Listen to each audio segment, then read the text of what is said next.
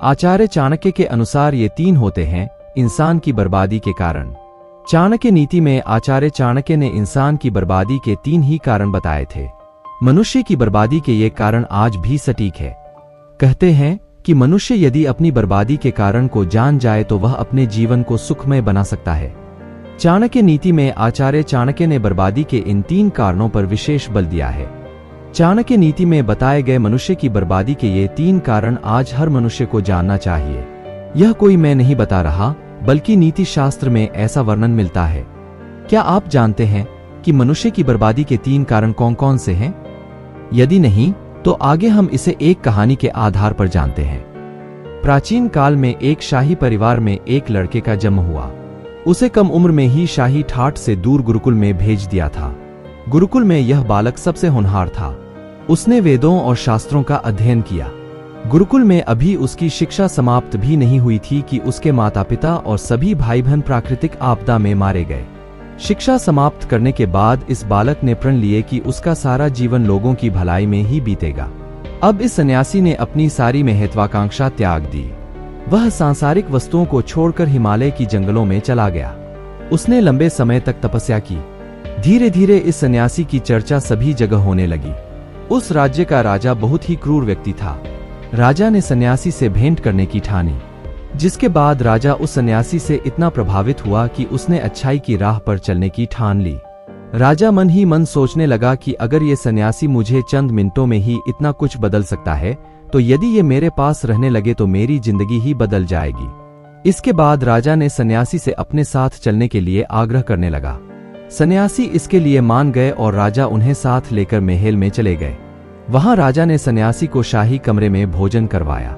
सन्यासी ने राजा का धन्यवाद किया और जाने की आज्ञा मांगी, जिस पर राजा ने कहा, आप हमारे बगीचे में हमेशा के लिए रह सकते हैं। सन्यासी ने राजा के प्रस्ताव को स्वीकार कर लिया।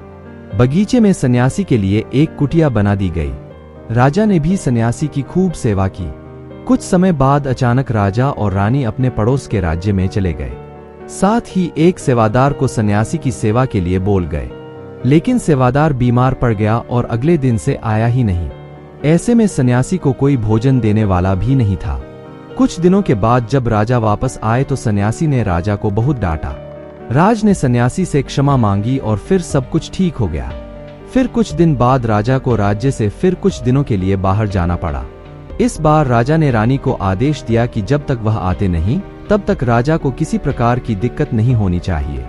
जिसके बाद रानी हर रोज भोजन पकाकर सन्यासी को भेज देती। एक दिन रानी नहाने के लिए गई और सन्यासी को भोजन देना भूल गई। जब भोजन नहीं आया तो सन्यासी सोच में पड़ गया कि और वह खुद महल में जाकर देखा। सन्यासी की नजर रानी पर पड़ी। उसने रानी के अद्भुत रूप को देखकर चकित हो गया। सन्यासी रानी की सुंदरता को भुला न सका और उसने खाना पीना छोड़कर अपनी कुटिया में पड़ा रहा। राजा जब वापस लौटे तो उसे सन्यासी के हाल का पता लगा। राजा ने जब सन्यासी से ये सब पूछा तो उसने कहा कि मैं रानी की अद्भुत सुंदरता का कायल हो गया हूँ। इस पर राजा ने सन्यासी से कहा कि आप मेरे महल में चलिए, मैं रानी आपको दे दूंगा। कुछ दिनों के बाद रानी ने उस सन्यासी से कहा कि आप क्या थे और क्या हो गए। आज आप वासना के कारण मेरे गुलाम हो गए। यह सुनकर सन्यासी को महसूस हुआ कि वो तो एक सन्यासी है। सन्यासी जोर जोर से चिल्लाने लगे और रानी से कहा, मुझे क्षमा कर दीजिए। इस प्रसंग का सार यह है कि जब इच्छा पूरी नहीं होती है तो क्रोध उत्पन्न होता है, और अगर पूरी हो जाए तो लालच बढ़ता है। तो दोस्तों, आप इस कहानी के माध्यम से क्या सीखते हैं, हमें कमेंट करके जरूर बताएं। इस वीडियो को दिल से लाइक करके अपने दोस्तों के साथ शेयर जरूर करें और साथ ही साथ चैनल को सब्सक्राइब जरूर कर लें। धन्यवाद।